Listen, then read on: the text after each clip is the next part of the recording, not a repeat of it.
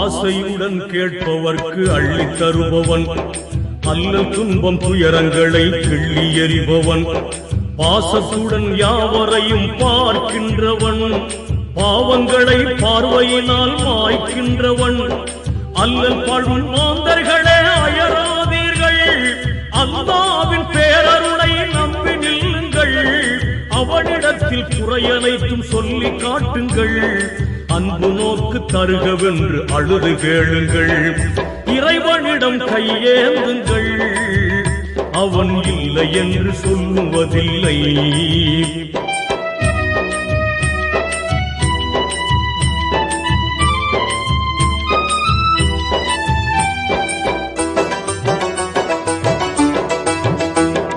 தேடும் நேயர் நெஞ்சங்களில் குடியிருப்பவன், தேடாத மனிதருக்கும் உணவளிப்பவன்.